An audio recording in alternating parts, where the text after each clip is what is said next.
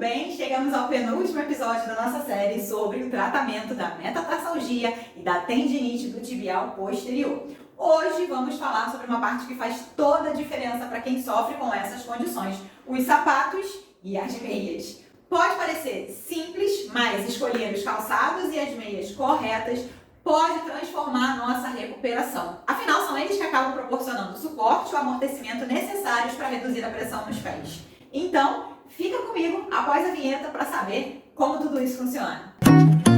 Bom, para começar, né, gente, eu sei, tenho plena consciência, crocs são horrorosos, são feios? Sim, são feios, são horrorosos, mas eles foram perfeitos aí para minha recuperação. O motivo é simples, eles são espaçosos e dão todo o conforto para os pés, e especialmente durante as crises de dor que eu passei, eles foram, assim, essenciais. Por quê? Porque tinha um espacinho, o pé ficava aberto, não ficava nada apertando. Então, você já pode reparar que se aperta um pouco a lateral do pé, vai afetar os dedos, e se afeta os dedos, consequentemente, vai dar problema. Então, com os crocs, os dedos conseguiam ficar espalhados. E, lógico, não tinha nenhum problema, não dava nenhum problema para os pés. É claro que não foi fácil usá-los no início, porque eu tive que escutar muita gracinha, muitas piadinhas na escola com os meus alunos por conta do meu sapato, mas, sinceramente, depois acabou que virou uma coisa natural e eu não me importava, porque era o que estava me fazendo bem, né? Eles estavam me oferecendo um conforto que os tênis estavam meio que apertando. Então, às vezes, a gente precisa deixar a estética de lado e pensar um pouco na saúde. Então, foi uma introdução muito boa para a minha cura, foram os crocs, ok? Mesmo sendo feios, eu tenho plena consciência, anda na rua, todo mundo foi olhando pro seu pé, né? Hoje já tá um pouco mais acostumada e tal, mas antes era meio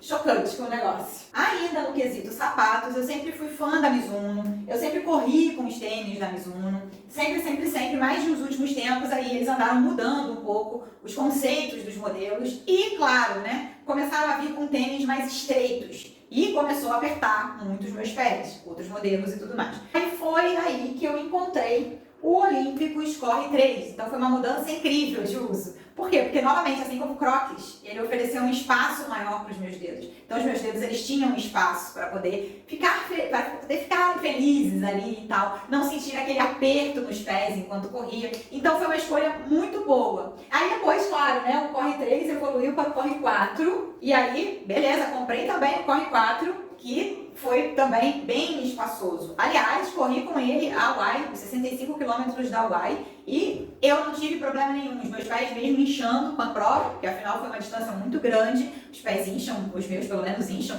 Então, mesmo com um pé mais inchadinho, eles funcionaram muito bem e não me apertaram. Então, super valeu a pena. Em 2024, eu treinei bastante com o Mizuno Sky 6 e o Mizuno Skyrise 4. Tem resenha, inclusive, no Viajar Correndo sobre eles, caso você queira saber mais. Esses foram os modelos da Mizuno que eu encontrei um pouquinho mais abertinhos, tá? Pra poder não ficar também me apertando. Mas mesmo depois, assim, de 2 horas e meia de treino, mais ou menos, eu inchava, como eu falei, né? E aí acabava apertando. Tanto que, por isso que eu falei, por isso que eu escolhi correr com o Mizuno, com o Olympus Corre 4 Hawaii Reverse, porque eles não deixavam os meus pés apertados. E como eu sabia que eu ia demorar mais que 2 horas e meia, né, pra fazer, consequentemente, eu deixei pra correr com ele mesmo, porque me dava esse espaço maior. Apesar de que esses dois tênis aqui da Mizuno são extremamente confortáveis, tem um bom amortecimento também, e tem um pouco de espaço, um pouco maior, que não deixa tão apertado. Eu comprei o Mizuno Enigma, que foi horrível e ficou apertando meu pé, então era um sofrimento treinar com o Enigma, tá lá novinho. Mas esses dois aqui eu consegui treinar de boa, certo? Já que agora nós falamos sobre os sapatos, agora nós vamos falar sobre as meias. Então, mais uma parte agora do nosso tratamento para metatarsalgia e tendinite do tibial posterior. Quando eu comecei meu tratamento para metatarsalgia, eu comecei a usar essas meinhas de compressão que eu comprei, inclusive, nos Estados Unidos, quando eu fui participar do desafio do Dunga, 10 anos atrás, foi em 2014.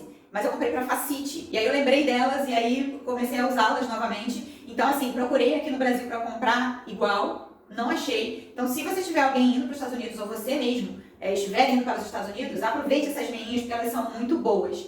E aí eu me dei conta de que a meia de compressão poderia ser legal. Como eu falei para você anteriormente, né? A meia de compressão, quando eu prendia minha panturrilha ou quando alguém mexia na minha panturrilha, melhorava o meu tornozelo. E aí eu comecei a pensar, opa, então eu vou passar a treinar com meia de compressão até o joelho. Por quê? Porque ela vai segurar a minha panturrilha e, consequentemente, vai ajudar também a segurar o tornozelo. Foi perfeito. não posso dizer que não foi uma intuição perfeita, porque foi.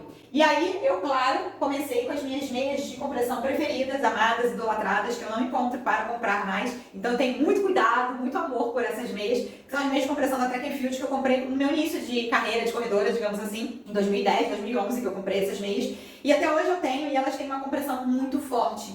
E aí, comecei a procurar, né, para comprar uma nova meia. E parece até que eu encontrei uma preta, mas não tinha a minha numeração, então não pude testar, mas estou procurando ainda, eu tenho ido a várias lojas em busca dessa meia, uma parecida com essa que possa substituir, né, porque ela é muito boa mesmo. E aí, por não encontrar, eu comecei a procurar outras formas alternativas. Eu tinha em casa já também, na época de épocas antigas, os canelitos ou pernitos, digamos assim, da Lupo. E eu passei a treinar com elas também, apesar de que a compressão desses canelitos, desses pernitos, essa compressão ela não é tão forte quanto, por exemplo, a meia de compressão da Track and Field, mas ela dava pro gasto e me ajudava nos treinos, então super valeu, super deu certo.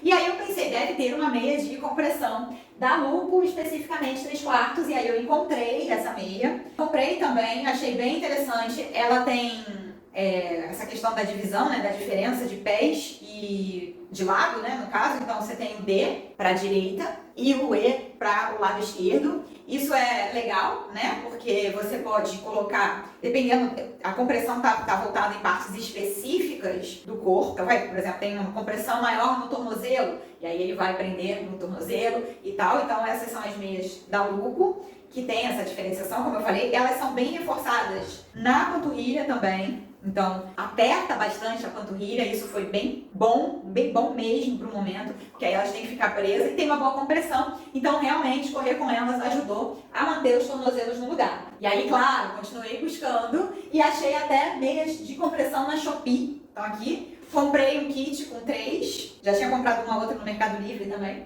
Comprei 3 porque o kit era mais barato e pelo preço eu pensei assim, vai ser uma porcaria, né, mas vou comprar. Cara, me surpreendi positivamente, as meias também, elas não têm a marcação, como eu falei, né, da Lupo, que tem direita e esquerda, mas elas foram bastante positivas no treino, então valeram, super valeram.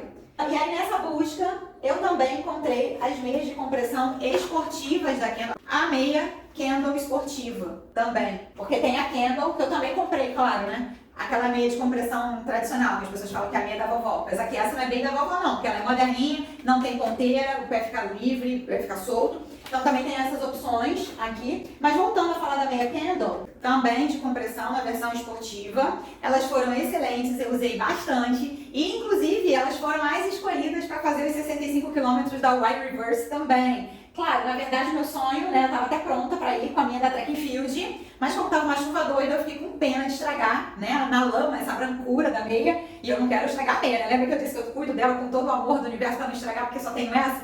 Então, beleza. Então é isso. Então, para quem quiser comprar as meias, testar, eu vou deixar o link das lojas que eu comprei aqui embaixo, pode ajudar você também nessa busca, nesse sentido.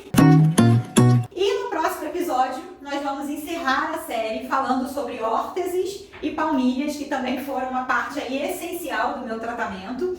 Eu vou contar como que esses acessórios eles ajudaram a melhorar a minha postura e também a evitar mais dores. Então é isso, eu já falei bastante, né? Eu espero que todas essas informações de hoje elas possam ajudar você a escolher os calçados e também as meias mais adequadas aí para o seu tratamento.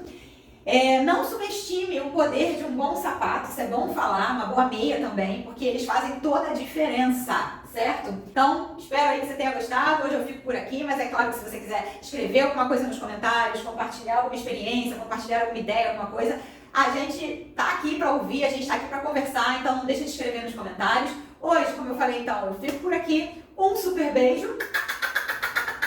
E aguardo você no próximo episódio da série A Metatarsalgia e a Tendinite na minha vida de corredora. Então é isso, super beijo!